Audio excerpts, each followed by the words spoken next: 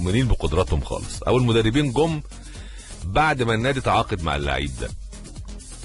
وفي لعيبه تانية بتروح للمدرب مش للنادي، هي عارفه ان المدرب ده مؤمن بقدراته فبتروح له. زي مثلا ستيف بروس مع احمد محمدي، لسه احمد محمدي ماضي في استون فيلا عشان خاطر ستيف بروس هناك، مش لانه استون فيلا بالنسبه له افضل. زي ما قلت لحضراتكم، المهم ان اللعيب بيبقى عارف هو رايح فين ومين بيمرنه. حجازي ده احد من افضل المدافعين في افريقيا، وده مش رايي لوحدي ولا راي حد جنبي انما دي نتائج الاختيارات اللي كانت معموله في افريقيا في الجابون عشان ما ننساش. وقدم مع الاهلي واحد من افضل المواسم على الاطلاق بالنسبه له، واستعاد ذاكره التالق اللي كانت اختفت من اول رحله احتراف ليه في ايطاليا، كانت من كام سنه، واتصاب ورجع. لكن التجربه الاولانيه اللي في ايطاليا كانت في فيرنتينا الايطالي، دي اكيد ولدت عنده كتير مخزون من الخبرات. مفترض ان هو يظهر بقى في خبرات اوروبيه، طبعا يظهر في الدوري الانجليزي، لان اللعب في الدوري الانجليزي مش سهل ابدا. ما كانش اقوى دوري في العالم، فهو واحد من اقوى الدوريات في العالم. ولما يشارك فيه 5 لاعبين مصريين في الدوري الانجليزي او في البريمير ليج في البريمير ليج اللي هو الدوري الممتاز، يعني عندك النني، عندك صلاح، عندك رمضان صبحي، عندك المحمدي، واخيرا حجازي، ده نجاح كبير جدا جدا للكره المصريه، وانعكاس ايجابي على فكره على المنتخب الاول اللي عنده رحله قريب جدا لاوغندا عشان تصفيات كاس العالم. تصور انه اذا كان حجازي من المقيدين في افريقيا وساب النادي الاهلي، وبعض الناس كانت بتزوم كده متضايقه، الاهلي عنده البديل ومش محتاج يقيد في افريقيا مدافع. على فكره لو جينا نحسبها بالعقل وبالمنطق، هتلاقي سعد سمير، هتلاقي محمد نجيب، هتلاقي رامي ربيعه، هتلاقي احمد فتحي بيلعب في المنطقه دي كجوكر، ممكن يلعب مساك في اي وقت، فمفيش ازمه، مفيش ازمه خالص يعني. يبقى اذا الاهلي مش في حاجه لقيد مدافع جديد لما يجي يستكمل القايمه بتاعته بالثلاثه اللي ناقصين اليومين الجايين دول. يمكن في الدوري الاهلي يحتاج لمدافع تاني بعد احمد حجازي، لان الدوري طويل والكاس طويل والكلام ده، لكن في افريقيا الاهلي مش محتاج. واذا حسبنا كمان عدد الماتشات اللي هتبقى باقيه للاهلي اذا وصل فاينل، انت بتتكلم في 5 ماتشات ولا 6 ماتشات، عندك 2 دور 8 و2 سيمي فاينل و2 فاينل، فبتتكلم تقريبا في 6 ماتشات، وده عدد مناسب ل4 مدافعين، فمش هيبقى في ازمه خالص يعني نهائي. في افريقيا مفيش ازمه نهائي. بقول مفيش ازمه نهائي عشان اي حد اهلاوي او اي حد في الجهاز الفني للنادي الاهلي او اي مسؤول في النادي الاهلي ما يبقاش في مبرر ان غياب حجازي ممكن يعمل ازمه في بطوله افريقيا في الماتشات اللي جايه. يعني مش عايزين نسمع حد بيقول اصل الاهلي حصل كذا لانه كان في حجازي ومشي وكان، لا، مفيش مبرر. المدافعين اللي موجودين في الاهلي كافيين جدا جدا جدا، والموجودين في الاهلي دلوقتي هم ناس من افضل المدافعين في مصر الحقيقه. سعد سمير، رامي ربيعه، كان موجود حجازي، نجيب، احمد فتحي لما بيلعب في الحته دي، مش هتلاقوا مدافعين احسن من ال5 دول في مصر كلها. يعني شويه ممكن نضيف لهم علي جبر وخلاص ونقفل على كده كام مدافعين يعني. دي نقطة البياض اللي موجودة بالنسبة لأحمد حجازي اللي سافر 48 ساعة فوجئنا بيه أساسي على طول، بيلعب في أول مباراة ودية ليه، وقناعات مدربه شيء يفرح الحقيقة. حاجة التانية النقطة السوداء، وده مش بإيدي بس هو بقى خلاص بقى ده أقدار زي ما بنقول يعني، إن أنت امبارح تلاقي الزمالك بيعلن الجهاز الفني المعاون لإناسيو، واول ما الزمالك بيعلن الجهاز الفني المعاون لإناسيو تشوفوا تصريحات عجيبه جدا، انه الكابتن طارق يحيى هو مدرب عام لكن بصلاحيات فنيه، ويطلع الكابتن طارق يحيى نفسه يقول ان انا ليا صلاحيات فنيه، ويطلع الكابتن طارق يحيى نفسه بيقول وتم ابلاغ المدرب البرتغالي بذلك. سواء في تشكيله الفريق او في التغييرات او في اختيار اللاعبين الجدد او في الراحلين. ده اللي بيقول كده اللي اختاروه مدرب عام. ويطلع إناسيو برضه في التلفزيون ويقول يا سلام على انضمام طارق يحيى، ده هيقوينا جدا، لكن انا صاحب الكلمه الاولى والاخيره. كل ده بيحصل من تليفون رئيس النادي. النار والبنزين جنب بعض عادي جدا. لو تفتكروا سنه 98 ولا 97 فريق الاحلام في الزمالك نفس الفكره، جابوا الكابتن احمد رفعت والكابتن فاروق جعفر.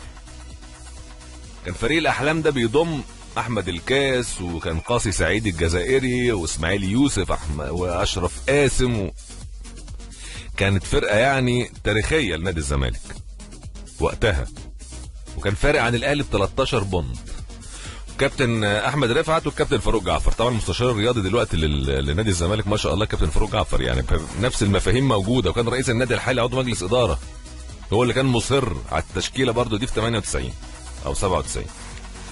والزمالك تقدم على الاهلي بفرق 13 بونت،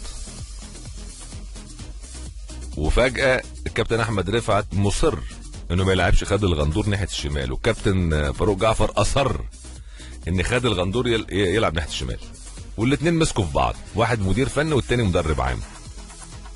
وقعد الفرقه كده نص سيزون بالطريقه دي، وخسر الزمالك الدوري وكان فارق 13 بونت عن النادي الاهلي، وخسر الدوري في السنه دي. نجوم البنزين والنار، اساتذه التوليع، ارض الالتهاب، للاسف لكن ده قدر. رجعت لحضراتكم تاني ومعايا محمد. صباح الخير يا شباب. صباح النور يا ابو حميد. الصوت بيقطع. بقول لك كل سنه وانت طيب. وانت طيب وانت طيب، ربنا يخليك، كله تمام، الله يكرمك. الحمد لله. النبي يا شباب اتفضل. كفايه الكلام عن الزمالك ده، ان اعصابنا تعبت. اول المستشار مرتضى منصور وجيت في نادي الزمالك انا ولدتي نتيجه النادي فين. لا انا بس عايزك يا محمد يعني تقرب التليفون وتقف لو انت ماشي انت ماشي بالعربيه؟ سامعني كده؟ صوتك بيقطع، اللي تقف بس وتركن او حاجه لان الصوت يعني عشان الناس تسمعك. اتفضل. طيب سامعني كده كويس؟ سامعك. بقول لك اول المستشار مرتضى منصور ده بنت في نادي الزمالك، احنا بنروح نشجع المصري، نشجع الاتحاد، نشجع اي نادي تاني، لان اعصابنا تعبت منه، اعصابنا تعبت من الزمالك. فكفايه، لان لو مسك برشلونه هينزل. لو مسك برشلونه ايه؟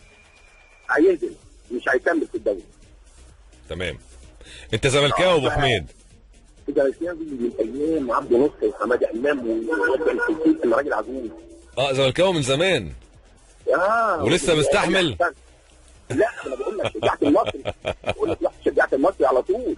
لا صحيح. ده بعد ما يخلص يعني انت دلوقتي شجعت المصري، بتشجع المصري؟ والله بشجع المصري. طيب مبروك يا عم، جالكوا بانسيه بتاع بوركينا فاسو والدنيا ماشيه تمام، ووصلتوا سيمي فاينال كاس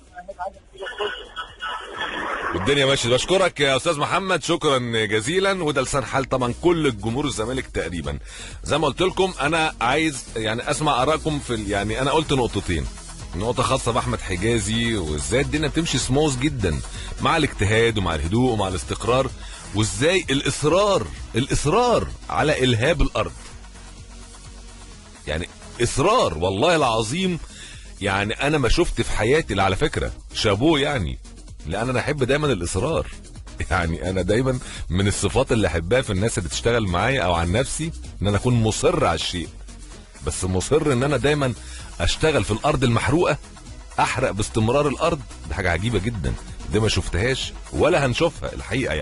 يعني عشان كمان تجرف كل نادي الزمالك من رموزه وتخلص على رموزه نهائيا، وبعدين دلوقتي كمان بتخلص على لاعيبته ولاده. يعني انت بتخلص على شيكابالا وبتخلص على محمد ابراهيم بشحيت. يعني لا، اذا شيكابالا مشي زي ما بيتقال انه رايح دجله اعاره، وان ميدو حتى في تصريح ليه قال انه مع رئيس النادي في الساحل الشمالي هيخلص الموضوع، وطلع رئيس النادي قال شيكابالا نفسه عايز كده، هو عايز يمشي. يعني شيكابالا نفسه مش عايز يكمل، هو عايز يمشي. اوكي انا موافق. كمان محمد ابراهيم هيمشي.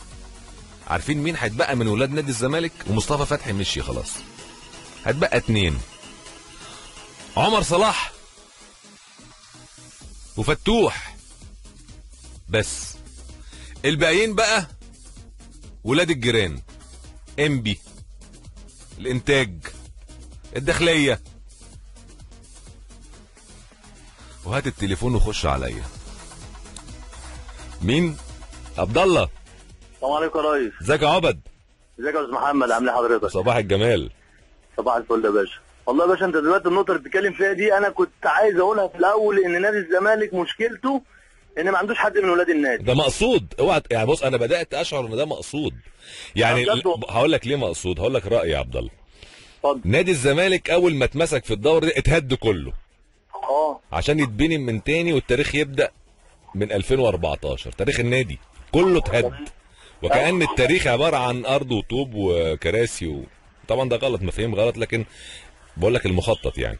تاني شيء ان انت تولع في كل رموز النادي، لدرجه ان واحد زي حازم امام يقول لك مش هشتغل مع مستحيل اشتغل، ومستحيل حتى ارد على التليفون. امبارح رئيس النادي بيقول ده انا بتصل بحازم، مندهش جدا اني بتصل بحازم امام ما بيردش عليه. ده يعني طبيعي على فكره يعني. بعد لا كل يعني بعد كل اللي عمله في حازم يعني، فاهم؟ هو مندهش ازاي ما بيردش عليه. اصل حازم ما بيحبش نادي الزمالك على فكره حاجه. لا ده حازم امام ده انا كاهلاوي انا بتمنى حازم امام ده لو يمسك حاجه في الاهلي والله ما يبقى عندي مانع. طبعا. وان ازاي ايمن يونس اعتذر، ولسه الراجل مدهول ايمن يونس من شهر ولا ما اعرفش من قد ايه. يا ريس هم عارفين اللي هيتم معاهم بعد كده لو حصل. حلو قوي. يبقى انت بتتكلم مباني وتاريخ بيتهد، بتتكلم طبعا في رموز ونجوم بينتهوا، بتتكلم حتى في ولاد النادي في الفريق الاول بيخلصوا. خلاص عارف. يبقى كابتن نادي الزمالك باسم مرسي، وكابتن نادي الزمالك طارق حامد، ويبقى كابتن نادي الزمالك مع احترامي طبعا اللي هم نجوم ولاعيب، ده مش ولاد يعني عمر ما كان الزمالك بيتبني بدون ولاده في التاريخ. فعلا هذه الاداره صنعت تاريخا جديدا، لكن ليس تاريخ نادي الزمالك تاريخ الازرق وتاريخ اللون الازرق. قول لي يا عبد. بعد اذنك انا سمعت امبارح ان المقصه الزمالك عرض عليه 12 مليون جنيه عشان هشام محمد. دلوقتي مش كان الكلام ان هشام محمد خلاص خلص في الاهلي، والكابتن ايهاب جلال طلع كمان وزعلان انه مشي ب 6 مليون وكام لعيب. هو الموضوع يعني على كده بقى احنا نصدق الكلام اللي كان الاستاذ مرتضى منصور بيقوله على استاذ محمد عبد السلام انه بيرجع في كلامه مثلا؟ لا، موضوع هشام محمد خلصان في النادي الاهلي غيره. انا سمعت امبارح في برنامج انه معروض 12 مليون جنيه و6 مليون جنيه لهشام محمد في الموسم الواحد. الموضوع هو بقى حضرتك دي لو حصلت زي فتنه، هتعمل فتنه جوه نادي الزمالك اصلا، تبقى مشكله. يا عبد الله معاك يا ريس. هشام محمد مضى عقد مع النادي الاهلي، والمقصه متفق مع النادي الاهلي، والامور بتخلص دلوقتي. خش في اللي وراه. طب الحاجه الثانيه الاخيره معلش، اتحاد الكوره السنه اللي فاتت او السنين اللي فاتت عشان الظروف اللي بتمر بيها البلد بيمشي كاس مصر واللاعب بيلعب عادي في نادي واثنين، اشمعنى السنه دي عايز يطبق لوائح ان اللعيبه ما تلعبش كاس مصر؟ يعني لو فريق مثلا مشى عدد لعيبه يلعب الكاس ازاي؟ يعني فين المتعه يعني؟ يعني لو الزمالك مثلا وصل نهائي وعنده 12 لعيب ومشى الباقي، انا كاهلي انا النادي الاهلي اللي انا بشجعه يقابل الزمالك بالمنظر ده ازاي ويكسبه بسهوله؟ انا ما كنتش اكسب نادي الزمالك وهو في احسن حالاته. انا ما هو القيد يتفتح على الكل، هيتقفل على الكل. يعني الزمالك برضه حتى لو القيد يعني لو الزمالك مش هيمشي 12 لعيب الا لما القيد يتفتح. يعني يا اما هيتفتح على الكل وكل يمشي ويجيب، يا اما هيستنوا بعد بطوله الكاس برضه على الكل غير يعني فاهم ازاي؟ يعني مش هيبقى الزمالك بس عنده ازمه والاهلي لا، او الاهلي عنده ازمه والزمالك لا، او المصري يبقى مبسوط والاسماعيلي لا. كله مفترض هيتفتح القيد لكل الناس، او يبقى مقفول لبعد الكاس لكل الناس. تمام. شكرا. بشكرك يا عبد، ودايما متواصل معايا. فاصل بسرعه وارجع اتواصل مع حضراتكم.